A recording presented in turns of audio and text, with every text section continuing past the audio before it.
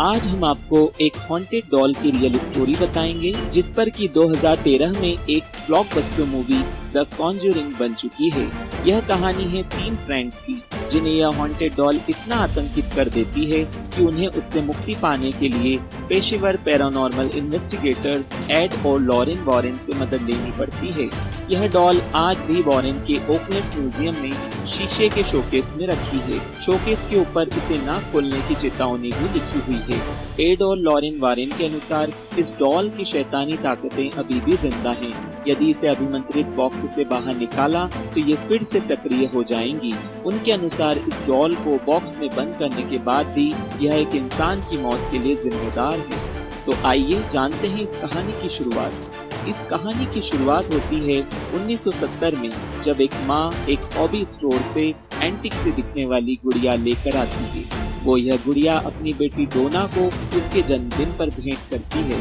डोना उस वक्त नर्सिंग की पढ़ाई कर रही थी तथा एक अपार्टमेंट में अपनी फ्रेंड अनंगी के साथ रहती थी। डोना अपनी माँ द्वारा दी गई डॉल को अपने बेड पर एक कोने में सजा देती है।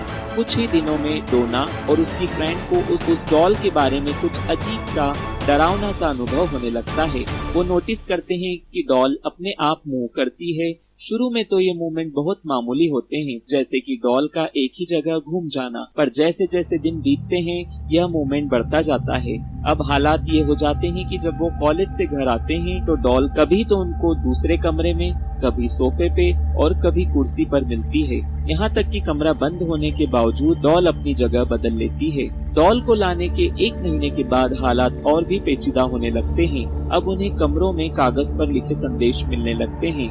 कागज पर हेल्प मी लिखा होता था तथा राइटिंग छोटे बच्चे के जैसी थी। उसमें भी आश्चर्य की बात यह कि मैसेज चमड़े के कागज पर लिखे होते थे, जो कि उस घर में थे ही नहीं। एक रात वो सब जब घर आते हैं तो उन्हें डॉल की पीठ और सीने पर खून की बूंदें नजर आती हैं।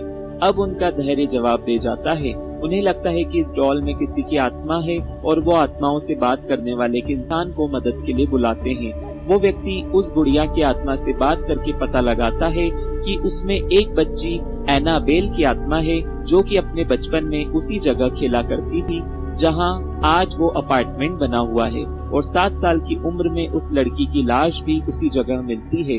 वो कहती है कि उसे डोना का साथ अच्छा लगता है और वो उसके साथ ही रहना चाहती है। डोना भी उसे रहने की इजाजत दे देती है, पर शीघ्र ही डोना को महसूस होता है कि उसने उस आदमी की बातों पर विश्वास करके बहुत बड़ी गलती कर दी, क्योंकि उस डॉल में किसी बच्ची की आत्मा न होकर कोई शैतानी आत्मा है। उस घर में उन दोनों के साथ लू भी रहता था, जो कि उस गुड़िया को शुरू से ही पसंद नहीं करता था। उसने डोना को कई बार कहा था कि इस डॉल में बुरी आत्मा है, तुम्हें इसे फेंक देना चाहिए, पर डोना उसकी बात पर ध्यान नहीं देती थी। बच्ची की आत्मा से बात करने के कुछ दिन बाद ही एक दिन सुबह उठकर लू ने बताया कि कल रात डॉल ने उसका गला दबाकर मारने की कोशिश की। डोना को लगता है कि लू ने रात को कोई डरावना सपना देख लिया है। जब वो अंदर पहुंचते हैं तो वहां उन्हें डॉल के अलावा कोई नजर नहीं आता है। डॉल लू को देखते ही उस पर हमला कर देती है। वो उसकी शर्ट फाड़ देती है और उसके शरीर पर जगह जगह घाव कर देती है। इस हमले से घबराया लू सदमे में चला जाता है। लू पर हुए हमले से डोना को विश्वास हो जाता है कि इस गुड़िया में कोई बच्ची की नहीं बल्कि एक शैतानी आत्मा है। ये गुड़िया शापित है। अब डोना मदद के लिए एक बिशप फादर हैगन से मिलती हैं। फादर हैगन को यह सब शापित आत्मा का मामला लगता है, इसलिए वो डोना को अपने सीनियर फादर कुक के पास भेज देते हैं, जो कि इन्वेस्टिगेशन के लिए पैरानॉर्मल एक्सपर्ट वॉरेन दंपति को बुलाते हैं। वॉरेन दंपति तीनों फ्रेंड्स से बात करके और 1 सप्ताह तक उस डॉल के व्यवहार का अध्ययन करने के बाद इस नतीजे पर पहुंचते हैं कि डॉल में वास्तव में कोई शैतानी आत्मा है, जो कि डोना के शरीर में कब्जा करना चाहती है। इसकी शुरुआत वो इनका ध्यान अपनी ओर आकर्षित करके करती है। इसके लिए वो पहले जगह बदलती है, फिर हैंड नोट लिखती है, अंत में अपने ऊपर ब्लड लगाती है। जब वो एक आत्माओं से बात करने वाले को बुलाते हैं तो यह झूठ बोलकर कि वो एक बच्ची की आत्मा है और किसी को नुकसान नहीं पहुंचाएगी, घर में रुक जाती है। लेकिन वो इस काम से नाराज हो जाती है और लू, जो कि उसे बिल्कुल भी पसंद नहीं करता था, के ऊपर जानलेवा हमला करती है।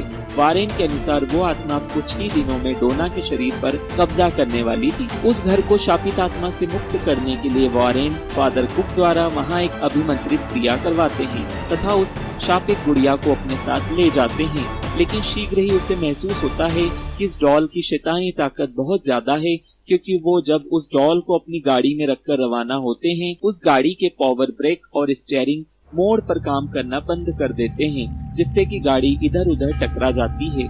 वो समझ जाते हैं ये सब इस डॉल की शैतानी ताकत के कारण हो रहा है। वो अपनी गाड़ी को रोकते हैं और उस गुड़िया पर अभिमंत्रित जल छिड़कते हैं। उसके बाद वो गुड़िया शांत होती है और वॉरेन तक कुशल घर पहुंचते हैं। वो उस डॉल को अपने ऑफिस में रख देते हैं। 1-2 दिन बाद ही डॉल की पुरानी हरकतें फिर शुरू हो जाती हैं। वॉरेन जाते हुए उसे एक कमरे में बंद करके जाते हैं, पर वो आते हैं तो वो कभी उन्हें सीढ़ियों में तो कभी दूसरे कमरे में मिलती है।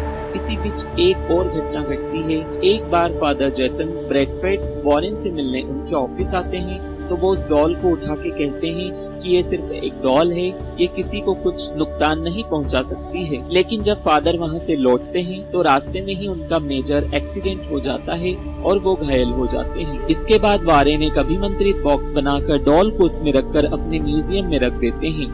उसमें रखने के बाद उस डॉल में फिर मूवमेंट नहीं दिखाई देता है। हालांकि वॉरेन इसके बाद भी उसे एक और मौत के लिए जिम्मेदार मानते हैं। वो बताते हैं कि एक बार एक नौजवान अपनी गर्लफ्रेंड के साथ म्यूजियम देखने आया था। उन्होंने जब उसे उस डॉल की कहानी सुनाई तो वो शोकेस के पास जाकर उस डॉल का मजाक बनाने लगे।